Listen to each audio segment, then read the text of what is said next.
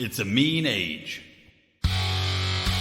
But it is going to be a beautiful future as long as we don't f*** it up. I'm Brian McWilliams, and this is Mean Age Daydream, where I bring you unfiltered comedy, criticism, philosophy, and politics with a Mean Age Daydream.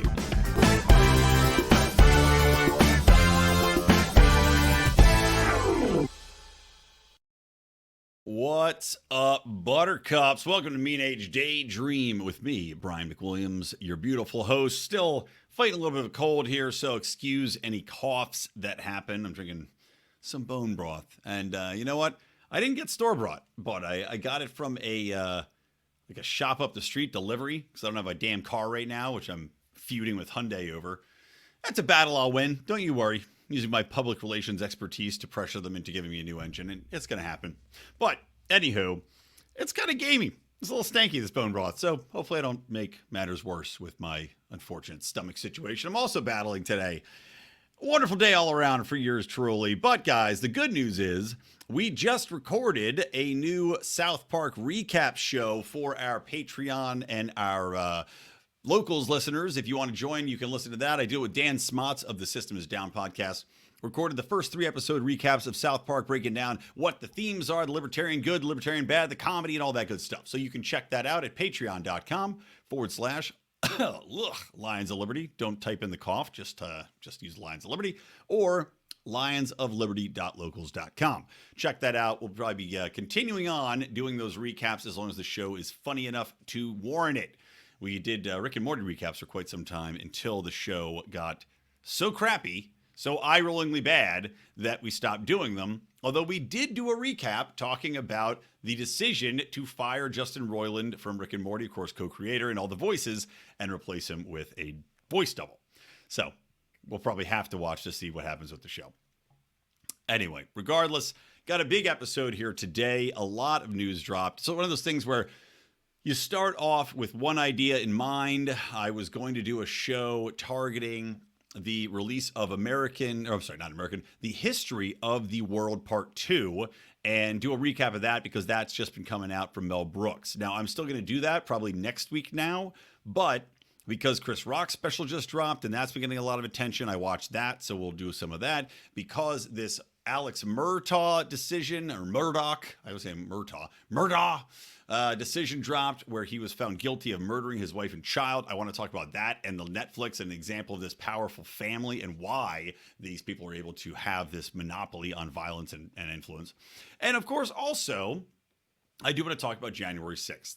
Because Tucker Carlson had gotten access from Speaker McCarthy to the unedited, full-bore videos that were a result of the surveillance cameras from January 6th, which, of course, were very selectively edited, released, etc. by the January 6th committee, who also didn't allow any Republicans on there, didn't allow them to have any influence in who was questioned or how the questions went out.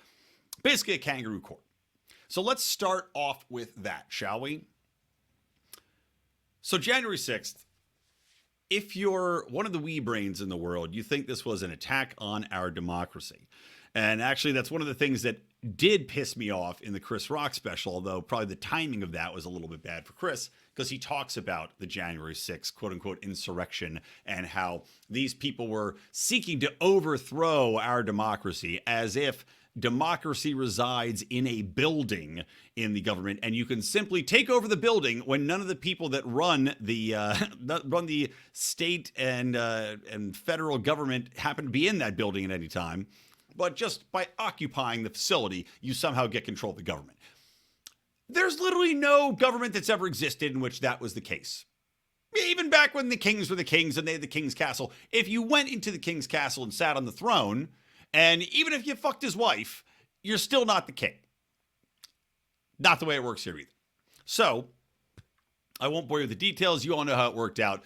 A very ridiculous, corrupt court proceedings put forth in a televised spectacle, which is, again, never seen anything like this in the history of the country, and as long as I've been alive, never seen anything like this. It was literally produced by a Hollywood producer, selectively editing footage taken from the January 6th riot, insurrection, Capitol Hill storming, or what we've learned to be revealed now is essentially people walking in guided by police. It was a joke. But yet, it was told to us as though this was a great threat. It was parroted by mainstream media on the left as though it was the greatest threat to humanity that's ever been, even though, as mentioned, it had literally zero chance of making any impact on the actual wheels and levers of power in the nation. At best, it could be seen as a shot across the bow of the powers that be saying, look, we don't believe what we're being told here. We want, I'd say, a recount. Right? If you believe that this was in response to Donald Trump losing the election, if you believe that he encouraged the people to march in, which I personally don't believe, such is life. And not to say I'm not a Donald Trump supporter, by the way. I'm not a fan of his. I think he had betrayed many of the initial principles that he ran on. I think that he didn't drain anything and, in fact, embraced the deep swamp and, in fact, probably made the deep state more powerful during his time in office. That being said, Tucker Carlson now has released video, and let me pull up a little video snippet here, which he has been accused of quote unquote selectively editing by Chuck Schumer, despite the fact that the clips that Tucker Carlson has shared were in fact selectively edited. Yes, this is true. To debunk the clips that Chuck Schumer and his other cronies, Adam Kinzinger, had put out during these trials, right? To complete the narrative that the Democrats wanted to lead, that this was a unbelievably violent insurrection, to make you think that there were zombie hordes beating down all the doors at the Capitol, which simply is not true. We're coming to learn to paint the people that went in there as monsters, as lunatics, as, you know, these fringe psychopaths that went in to try to kill people, instead of people that were going in, taking selfies on people's desks, and were in fact guided through. Now, let me share this video right here. I'll share my screen real quick and hopefully not get pulled from YouTube, but you never know. So here we go. Costume, who led the violent insurrection to overthrow American democracy. For these crimes, Chansley was sentenced to nearly 4 years in prison, far more time than many violent criminals now receive. What did Jacob Chansley do to receive this punishment? To this day, there is dispute over how Chansley got into the Capitol building. But according to our review of the internal surveillance video, it is very clear what happened once he got inside. Virtually every moment of his time inside the Capitol was caught on tape. The tapes show that Capitol Police never stopped Jacob Chansley. They helped him. They acted as his tour guides. Here's video of Chansley in the Senate chamber. Capitol Police officers take him to multiple entrances and even try to open locked doors for him. We counted at least 9 officers who were within touching distance of unarmed Jacob Chansley. Not one of them even tried to slow him down. Chansley understood that Capitol Police were his allies. Video shows him giving thanks for them in a prayer on the floor of the Senate. All right, I'm going to cut it down. I don't really need to see the prayer, but he does, in fact, talk about them on the floor of the Senate using his bullhorn. Now, this is one of several instances. Now, he's going to be doing more tonight. Unfortunately, that's going to be after I record this show. But the idea here is that Tucker Carlson is debunking the greatest lies that have been told to us, right? In regards to this Viking man, you know, in regards to the cop that was shot, or I'm sorry, wasn't shot. The cop that they kept saying died over and over again, right? This was their big red flag. Like, this is their big defining moment, that one of the police officers died. Yet they said that he had died in the building at a certain specific time period, and you've got video that Tucker Carlson has shared showing that he was walking around totally fine after this timestamp. So this is stuff that's willfully held back from the public to tell them a pure and simple lie, a pure and simple narrative devoid of actual reality, devoid of actual evidence, because that's what they could do. That was the power that they held over this committee. So what does this mean, right? As I said in the episode title here, what does it all mean? What's the actual impact of this? Because I'm having a little bit of back and forth, even with John Odermatt, of course, my co-host, which stole a lot of the shit I was going to talk about on the episode today, on his Monday episode. Really, we should probably coordinate more on that, considering that I am the current events guy. But I digress. Even going back and forth with John a little bit, and others. Because look, you can either say that whatever's released isn't going to matter, right? And you can believe that this is all going to be brushed under the rug, and seeing the mainstream media response from this, right? Especially NBC articles saying, well, Tucker Carlson is trying to describe these protests as peaceful. This is a false narrative, right? Meanwhile, they parroted an absolutely false narrative to begin with, and with no hubris whatsoever. The mainstream media is going full court press to try to push these things back. But the problem is when you have video online, which is easily available, which people cannot, it's incontrovertible when you look at this video evidence that clearly what has been presented to us during these court hearings was a lie, was a complete fabrication. And as I said, edited by a Hollywood producer to create this dramatic TV special. It's going to have an impact. Now, I don't even care though. People are saying, well, Brian, the people that are invested in this narrative, they're not going to change their minds. No, they're probably not. You're right. Those people don't matter, though. Those are the people that I don't give a shit about. I don't care about those people. I never will care about those people. Much of what I'm trying to do on this show, and as I mentioned, the book I'm working on, rewriting narratives to create a better mythology, to create a better inspirational piece into what people can believe in, is not targeted towards your MSNBC Rachel Maddow loving idiot leftists. Those people are not reachable. Just as the neocons on the far right, the people that believe that, like the Dan Crenshaws of the world that believe that we should go to every war, that Ukraine must be supported at all costs, the Mitch McConnells, these people are not going to be reachable. They're not my target. And guess what? They're going to be gone soon. They're going to be dead. Nancy Pelosi's going to be dead. Mitch McConnell's going to be dead. Dan Crenshaw, well, he might hang on for a lot of years, but who knows? He might lose another eye and fall down the stairs. I don't know. Point being, the people I'm trying to reach are not people that watch cable news. You could argue that Tucker Carlson's video release here will reach and feed his viewership audience. Great. Now, granted, that is the biggest viewership audience of all cable news shows. They've gained more Democrats watching Tucker Carlson's show than MSNBC has gained, than CNN has gained. He has Democrats watching his show, whether they're watching to love it or hate it, Howard Stern style, right? Back in the day when Howard Stern wasn't a piece of garbage. Whether or not they're watching to love it or hate it, they're still watching. And they may be won over. But that's not even the point. That's just kind of evening things out, right? The beauty of the era we live in now, especially with Elon Musk on Twitter, is that you have content that comes out from Tucker Carlson or from whatever source it might be that can be shared, that can be taken, repurposed, and put forward in platforms and social channels and network tubes straight to the viewer's brain holes in which they can make their own decision. That's the beauty of the world that we are getting into now, that some of these gatekeeping methods are breaking down. MSNBC, CNN, Fox, whatever, they're all gatekeepers. Right? This is the point that Russell Brand was making when he was talking to the hack from MSNBC. Fox, MSNBC, they're all the same. They're all gatekeepers pitching a specific narrative. But when you have video like this, it now transcends. It can now be shared. And the next generation, who do not watch cable news, by the way, they are getting their information from Twitter. They're getting their information from TikTok. They're getting their information from a timeline that's being shared here. And they're seeing that video distinctly, and they can make that judgment for themselves, whether or not what they were told, what they were shown, if they even saw it from January 6th, matches up. But I'll tell you what, just like those games you play at the bar when you're hammered, of which one of these pictures doesn't match up, you can very clearly see which one of these is an absolute lie that's been told to you. And you add us on top of all the other drips of information that have been coming out here about masking, about COVID, about mRNA vaccines, about myocarditis. All of these things are drips, which are saturating our cultural moments.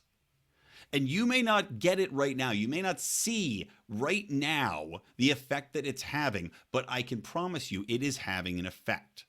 You can't have this many absolutely blown up to the moon, completely changed society, lines of thinking that are pushed all through every major media outlet completely fall apart without people saying, you know what, I'm just being lied to. I can see, even if I have my own bias, even if I don't want to believe it, right? And these people might not have to admit it, but I don't need them to admit it.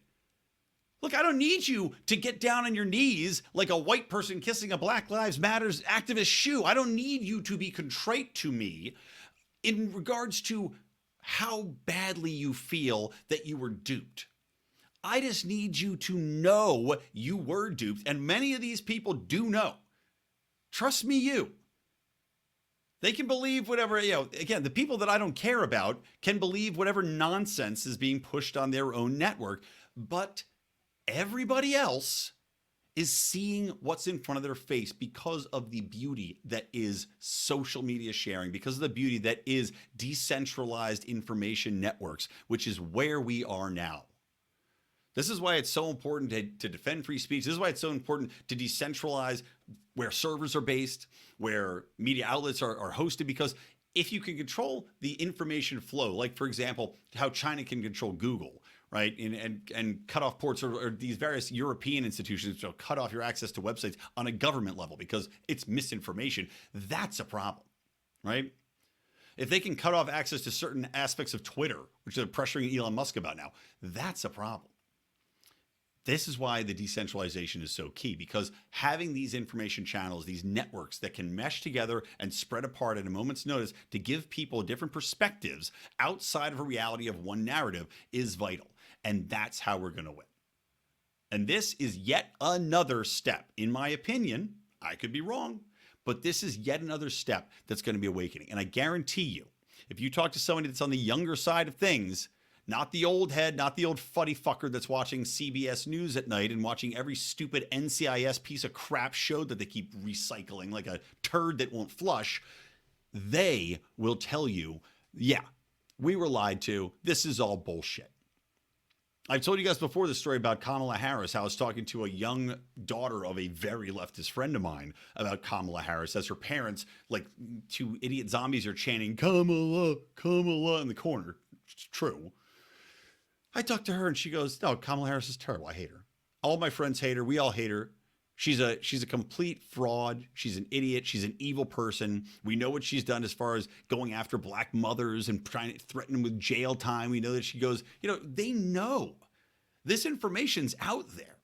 These people have far more access to far more nuanced narratives, information, platforms than we give them credit for. And yet we get wrapped up in blackpilling ourselves because NBC put out some stupid counter narrative to the video that's plain as day to see that, yes, was custom selected to debunk your video narratives, Adam Schumer. Guys, think beyond mainstream media. Your brains are still stuck in the 20th century. We're now in the 21st century. Catch up. Okay? Actually, I guess we're in the 22nd century. No, we're in the 21st century. It's like those things I always have to catch myself because, excuse me, so many people for so long use the wrong definition of 20th versus 21st century. Yeah, we're in the 21st century because we are 2023 beyond the 20th century. There you go. Good job. Good job, mate. All right. So anyway, that's the true impact, though, guys. That's the true impact. Stop getting tied up in your mainstream media narratives and stop getting depressed thinking about how it's never going to change anything because they aren't going to believe it. It's not about those people. Okay. Next, let's talk about this Alex Murdaugh, right? Alex Murdaugh Murdaugh. I don't know how you pronounce his name. I want to say Murtaugh like in Lethal Weapon. Get do over this shit. But this was a guy from a family that's like 5 generations deep in South Carolina. And very recently, I think it was 2 days ago, he got found guilty of murdering his wife and son. Now, his son does seem to be a massive piece of shit. Just an entitled little garbage monster who definitely killed a girl because he crashed a boat when he was hammered. Yes, those kids on the boat, and basically the narrative here, they went out drinking to an oyster roast. They all get on the boat after they've been drinking, and they say, you shouldn't drive, but yet none of them wanted to leave the other ones behind to Uber. So they all get on the boat. They all get pretty badly injured. One girl dies. No real repercussions for this kid. So what happens? Well, the family covers it up. And there's a Netflix series as well as I think maybe a Hulu documentary that's out, right? The one I watched was the Murdaugh Murders, and it lays out this family's influence throughout the generations. They had a law firm, the largest and oldest and most powerful law firm in the region, in the county. They represented people on the prosecution side and on the defense side. They operated as, I'm trying to think, like the lead prosecutor in most cases. They worked hand in hand with law enforcement. They had family members that would cross over into law enforcement. They would have absolute control from the get-go and access from the get-go to foundational pieces of law enforcement and the justice system whenever anything went wrong. Now, I wanted to talk about this because, when I was talking to Brian Nichols on his show, and by the way, I'm going to have him on my show soon. Wanted to give it a little bit of time because he was just on with Odie, but we're going to be talking about persistence in what you're doing and how that's a key to success.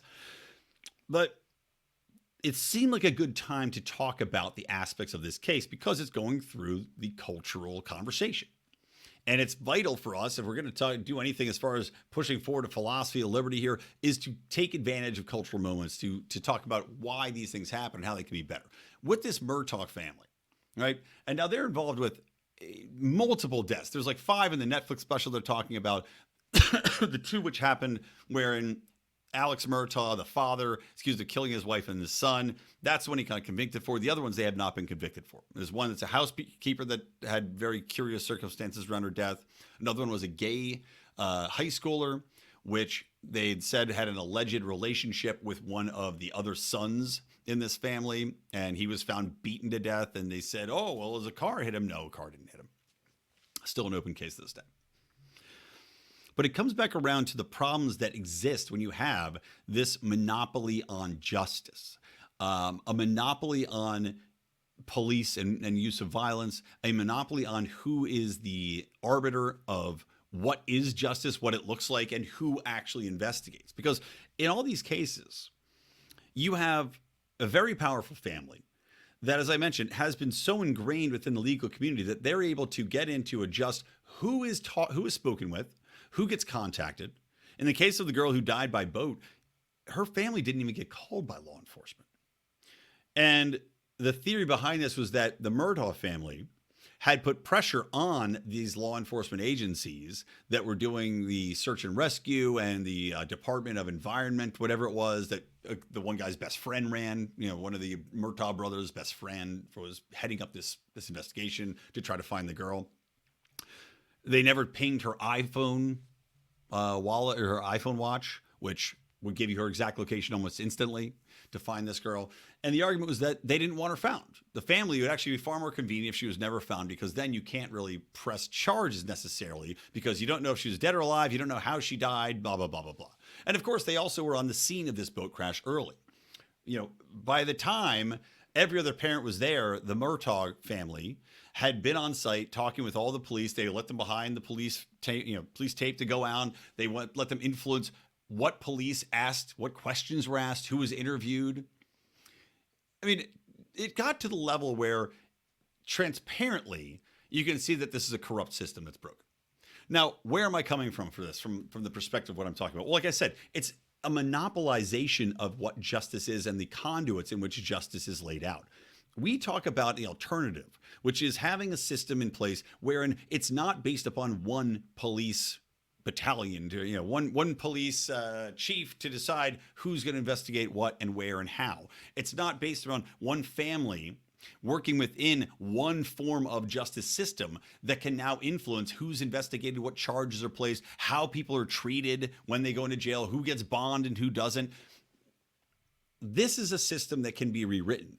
When we talk about alternatives, you talk about different justices that can be put into place, different systems of arbitration, whether that happens to be a community of, let's say, elder men or elder women that decide, elders, coming together. Hey, let's throw trans in there to decide what justice would look like. When it talks about different police organizations that can be brought in to do an investigation or research dependent on what you might need. Bringing in private investigators, which is what actually had to happen. They had to bring in a private investigator because the police completely gave up on their obligations to investigate any sort of pretty much both the gay, I think his name was Sam Simon, his death never investigated. Again, the girl who died in the boat accident was really never investigated. When you have a decentralized, keyword of the day, decentralized system in place wherein you can use different organizations that don't have a monopoly on control, right? They don't have one judge that's tied in that makes all the decisions on what warrants get assigned or who gets bail or who gets bond. You don't have one organization that is going to be handling, or one law firm that's going to be completely controlling all of your legal matters and decide who's going to be questioned, for how long they're going to be questioned, and how long they're going to be held, because they're either going to put selective emphasis on trying or not trying, on who is or is not going to be interviewed by the police at a time, and when they're going to be interviewed. I mean, these guys were trying to get in during a hospital surgery, an actual live surgery. The point being that none of this would be possible without a corrupt system of justice that has been existing in this country without any sort of challenge, any sort of thought given to the effectiveness of it and the corruption that it leads to. How many people are wrongly in prison? How many people are never in prison? And like I was saying earlier, how many people are never even investigated because of familial connections? When you have a more libertarian or anarchist system in place, you can find different people to do these investigations. You can find different arbiters of justice or a mutual agreement on what that restitution should be for an action, to find a better source of truth, a better source of effective justice, rather than saying, okay, we're either going to find this person guilty or innocent, we're going to put him in jail in a cage, and there it goes, that's that. You know, people can be set up, people can be let loose. DNA evidence can be introduced later on that we know exonerates people that have been locked up for false causes for 30, 40 years. It's just, there's no way that this would be possible except in our current existing system, where you do have the monopoly on influence and systems that are so interwoven as far as to overlap that if there is one bad corrupt wire in there, it's going to short out the entire system. Kind of, again, circles back to the point I was making about decentralized forms of information. When you have intertwined systems that are this tight, you have no option but to have short circuits more or less constantly. And that's what we do have with our justice system, with our legal system, with the ways in which police operate, tied in with law firms, tied in with, you know, lobbyists, tied in with your organizations like Search and Water Rescue, or these. Basically, the only way these people actually got any sort of closure was through a private detective effort and by hiring a civil lawyer who then was able to open up some of the, through subpoena power, some of the aspects which were hidden from the public eye, some of these case files, the police logs, which were never brought to bear in any way during the initial investigation because there was no political will to do so. So, there you go. Anyway, thought it'd be interesting just to tie that in quickly and drop a little bit. Okay. Next thing I want to move on to, guys. Oh, by the way, check out, if you haven't had the chance to, check out massachips.com.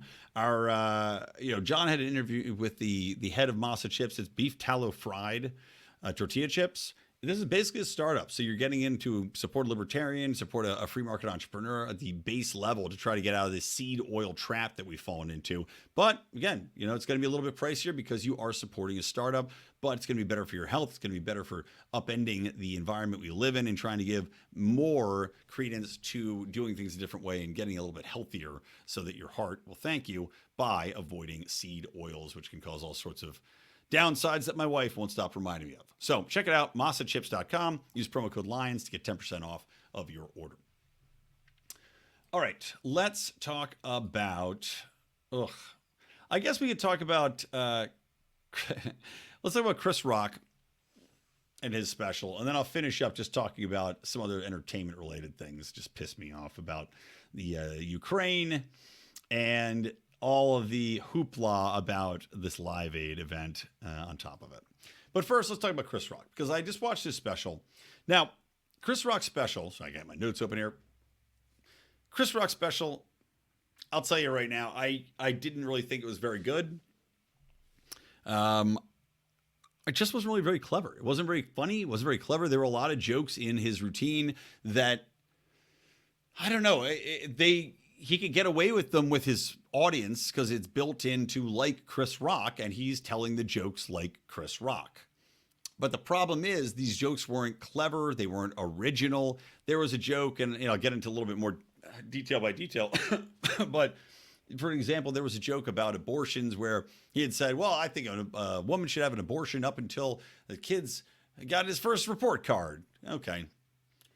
Is that a great joke? No. It's a joke that's been made, I'm going to guess, 1,000 times by 1,000 comedians. There was nothing original or no twist to any of the material that I could see coming. And really, the biggest problem with the special to me was I watched the entire thing. I only laughed one time. And it was at the very end of the entire special. the only laugh that it actually got out of me was when he was talking about Will Smith, right? Because he talks about Will Smith. That's kind of gotten the most attention. He calls him a bitch a million times, and he's right. Will Smith is a bitch. I said on here after the Oscar slap incident that it would hurt Will Smith's career, and I'm right. It has, very much. Nobody looks at Will Smith the same way. Everybody looks at Will Smith as a bitch, as a guy that went up there, took a joke the wrong way, tried to make a big, grandiose gesture, but really just looked like a punk. Looked like a humorless bitch that was, as Chris Rock said, taking out his aggression as far as the terrible relationship he has with his wife on Chris Rock. And, well, again, the funny joke that Chris Rock had in here was that he was talking about Will Smith and Jada and how he doesn't understand how these people can have a relationship where she cheats on you, right? Time and time again. And then you go out and put on the internet her sitting down and saying, hey, I've been sucking this guy's dick. How do you feel about that? Right? Why would you do that? And yet this is what he looks like. He looks like a cuckold. He looks like a weak man. And we know that the ego of Will Smith, especially as, a machismo, black man from West Philadelphia, will not stand for that. So he has to take it out in the only way he can think of at the time, which seems to be slapping Chris Rock. Now, the one time I laughed out loud at the special, amongst sitting and watching in dead silence, was that Chris Rock made a joke at the end talking about how he enjoys watching Will Smith only now, because he used to be a big fan, used to root for Will Smith. He watches him now only in Emancipation because he likes to see Massa beating the shit out of Will Smith. That's a funny joke. He's like, hit him harder. You missed the spot. Hit him harder. That's a funny joke, right? That's good. Literally the only time I laughed the entire time. And this is, as opposed to Dave Chappelle's specials, which I've routinely laughed at, right? And I'm a big Chappelle fan. I was a big Chris Rock fan. Still like Chris Rock. Just don't think he had his best stuff there. And it's kind of a bad time for legends because, as I said, Mel Brooks and The History of the World Part 2 is out. So far, I'm not really liking that either. It's a bad time to be a comedy legend trying to get a comeback. But some of the attention beyond the Will Smith stuff on this special has also been on whether or not it's woke or anti-woke. Ben Shapiro seems to think it's anti-woke. I've seen other people say it's totally woke still, like John Ziegler. I come kind of in the middle. He did enough to show you that there is a cultural shift that is happening, that people are willing to speak out against cancel culture more, against victimhood culture more, right? Where now you can't just say you're a victim and people can automatically believe you and you're untouchable. And, and Chris Rock even joked about that. He goes, I'm not going to be a victim. I'm not going to go on TV after getting slapped and cry. I'm not going to do that. It's ridiculous. But he did go out on a limb on some things. And I'll tell you the things that really stuck out to me, right? He comes out again against cancel culture, talking about selective outrage, because the people that get canceled more often than not tend to be people that, most of the time have nothing to do with anything. They just happen to say the wrong thing at the wrong time. He talks about how in your job now, you have to be afraid, not because you might do a bad job, but because you might say the wrong thing. Or do the wrong thing, and now you get canceled and lose your job. And there's instances of this, a woman who made a joke about AIDS and who was a publicist that got fired and now is living in a cave somewhere. A woman who wore a Megyn Kelly ironic costume where she was Megyn Kelly in blackface got canceled because the Washington Post decided it would be a great idea to write an entire article about this woman and how she offended some other jerk off at a Halloween party. She gets fired. Some guy giving an OK symbol working for the government as an electrician or something loses his job because some twat takes a picture of him and then posts it on social media and he gets fired from his job. These are all real life instances. I do think that we're hitting the point where culture is saying, this is insane. We're going back. And the fact that people are getting the balls to speak up about it and to talk about it, and it's in these comedy specials, means that we're going the right way. Now, another thing I will say, he did take a little bit of piss out of corporate activism, corporate virtue signaling. He talked about Lululemon and how he doesn't give a shit about people putting signs in their windows saying that they don't support racism and yada, yada. Like all these idiot signs we have in Los Angeles, the rainbow signs. I made a joke when every time it rains, we don't have any rainbows in Los Angeles because all the rainbows are busy being on people's fucking stupid signs in their yards. He made a joke about that, talking about Lululemon. He said, look, I don't give a shit if you're against racism, if you're anti-racist pants. Do they work on my ball sweat, right? I'd much rather have racist pants for $20 than $150 pants that are anti-racist. Yeah, good, exactly. Corporate virtue signaling is supposedly this great, wonderful thing to the millennials. Well, guess what?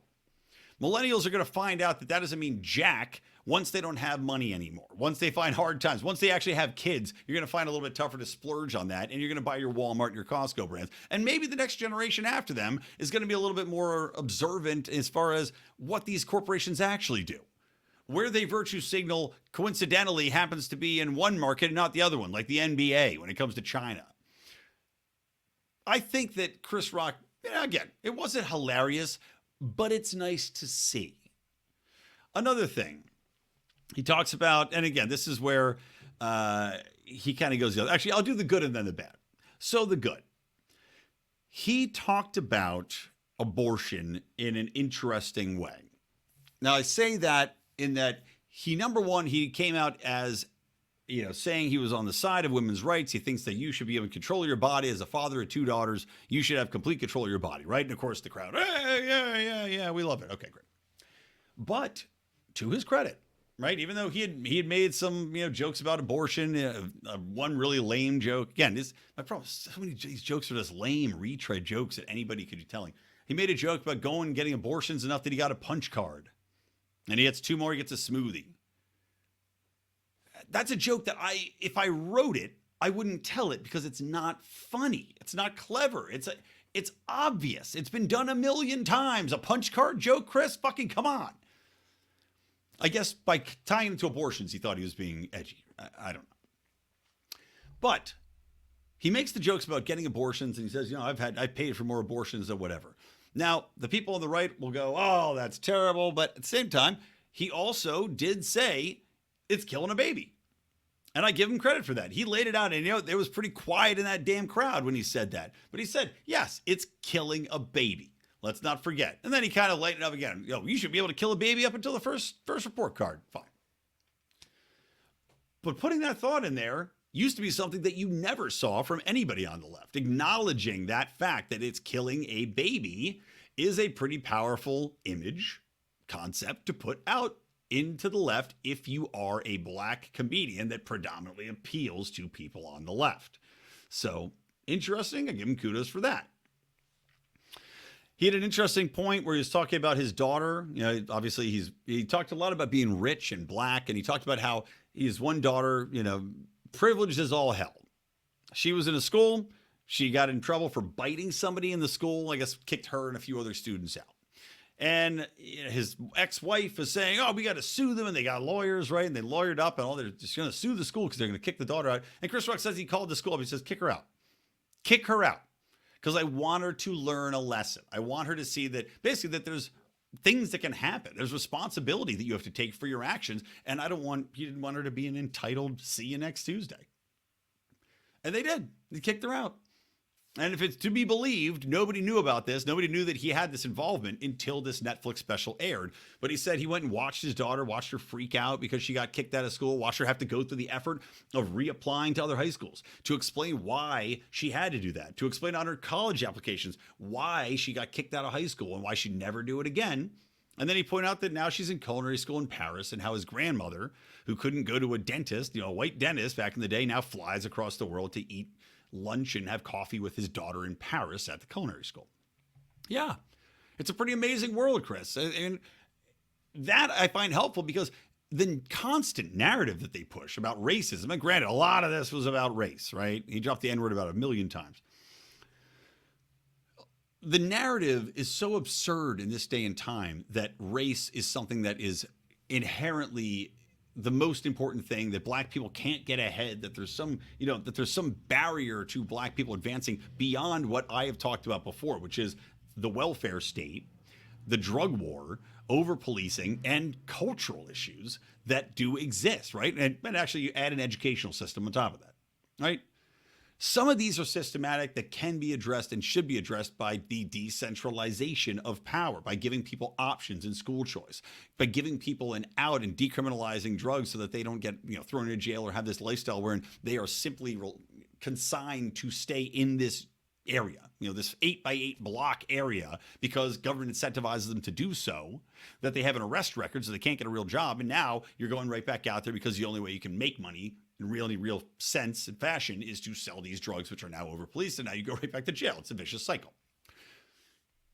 But at least he's talking about how it is incredible that they have come so far as black people have been accepted and successful, and there is this opportunity. And yes, that's pretty fucking good. And we should acknowledge that that's pretty fucking good that people have come this far. We don't always have to dwell on the negative and dwell on how victimhood has played such a huge role in how constantly that Black America is under the boot of white America or whoever it might be anymore, because simply it's not fucking real. It's not true anymore. So good job on that, Chris. And then he also talked about female beauty, talked about his divorce, talked about everything he's done. Every dollar spent is on pussy. And that, it wasn't the funniest bit, but I think that, again, it's important because, in my opinion, it's pushing back against this narrative that women are constantly taken advantage of and paid less, and the patriarchy is this big thing, which, again, is horseshit. I have 2 daughters. I'm not concerned in any way, shape, or form about them being able to compete, make money, be fairly treated as opposed to men. Right now, I'm more concerned about the fact that they're going to be unfairly treated by being forced to compete against men pretending to be women. That's what I'm much more concerned about. I'm much more concerned about them being, again, not discriminated against in the workplace in any way, shape, or form. I think now I'm probably more concerned that because of DIE initiatives, that they would be discriminated against because of the color of their skin or passed over for opportunities. Because I believe in equality, not equity, even though Bernie Sanders doesn't seem to know the fucking difference. And I believe that everybody should have an equal chance to showcase their God-given or taught abilities. And yes, having a better family unit in place does give you a massive advantage, which is another problem when we talk about what Black America challenges they face. That, and then again, this is all related to the drug war, to the welfare state, to incentivizing breaking up of families. But it's not just Black America, it's every family, because the government is intent on breaking families up.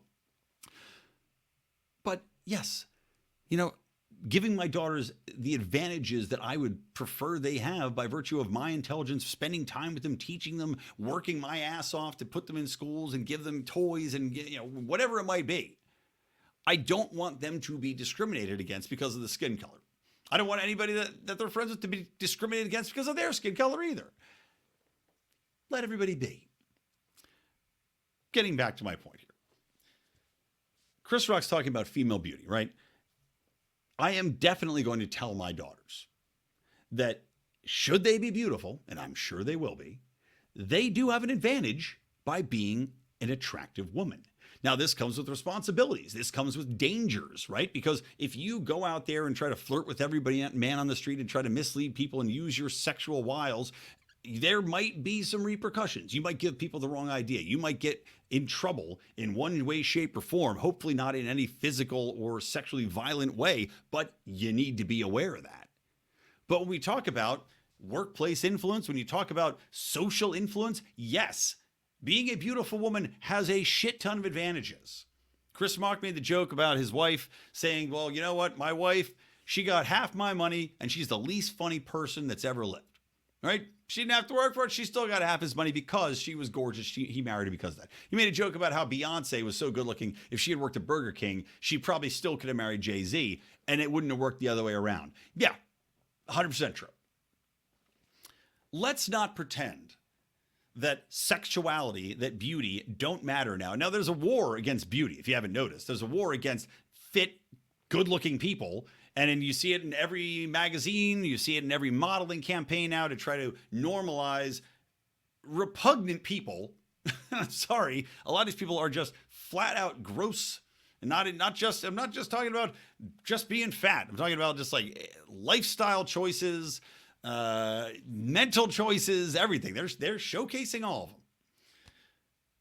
The assault on beauty is intentional because, again, beauty is a great advantage to have. And female beauty, without a doubt, is a vastly more useful commodity than, say, male beauty. You know, your male whore can only get so far, but typically, yes, your female beauty can, as Chris Rock said, stop traffic. So interesting point there, fighting back against this patriarchal narrative.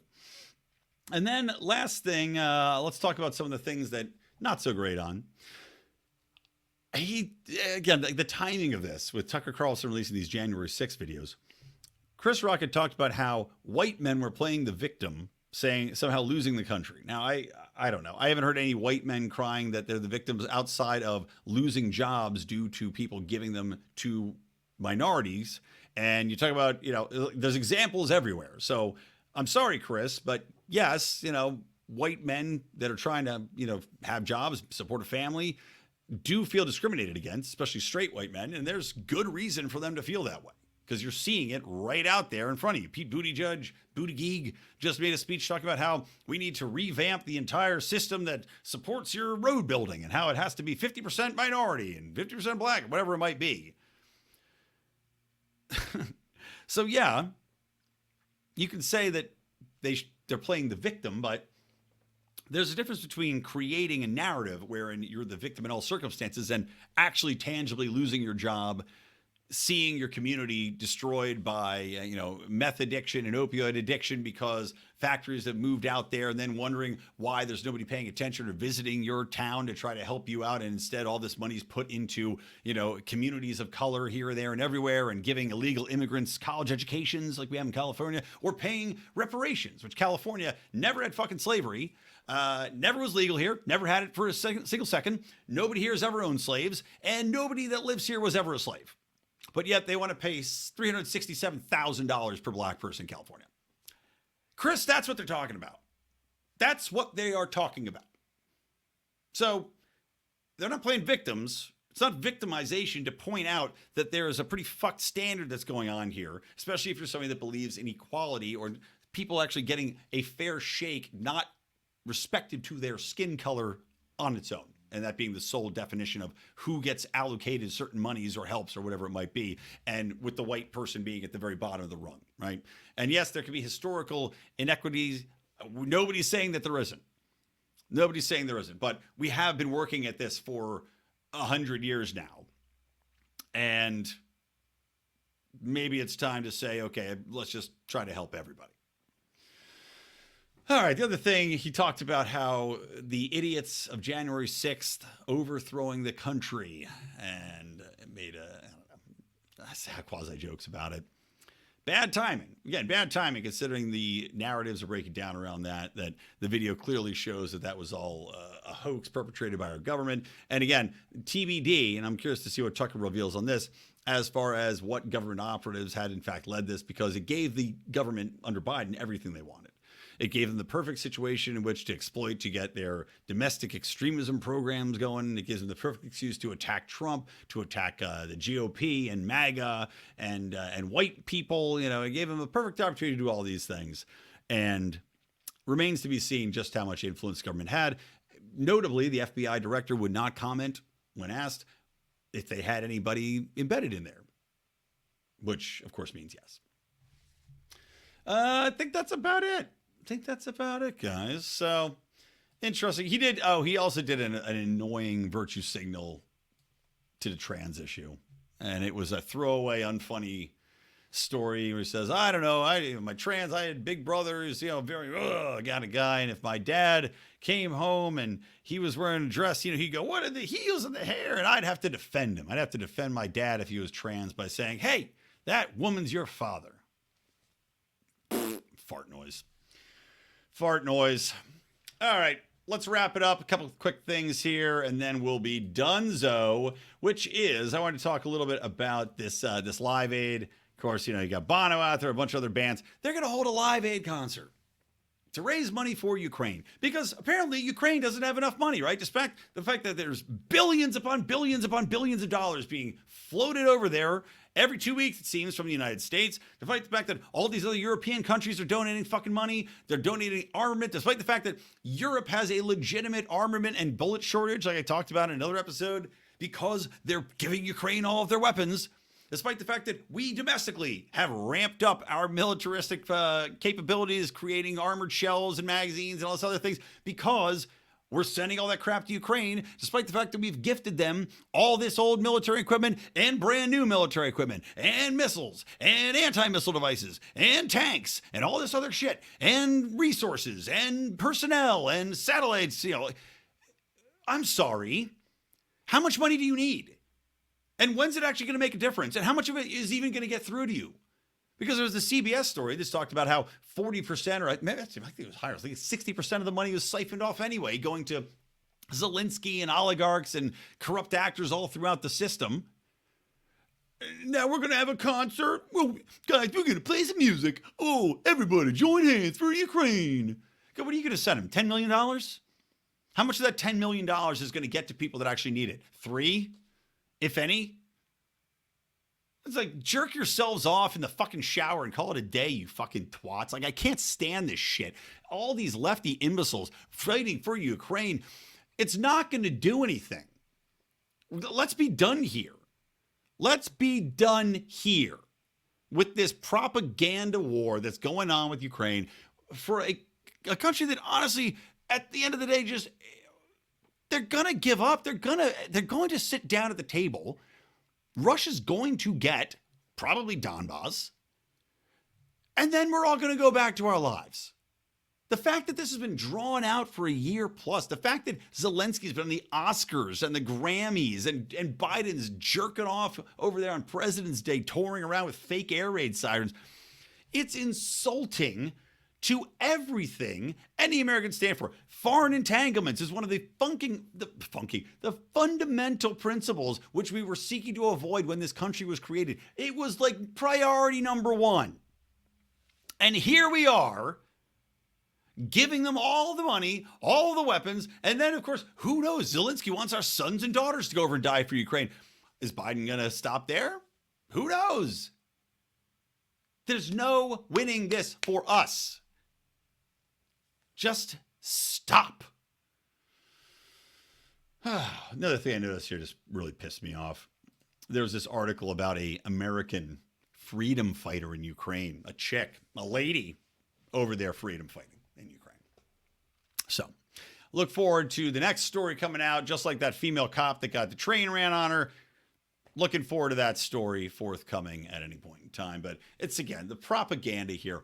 Some dumb chick goes off to fight the war in Ukraine. Really? I give a fuck.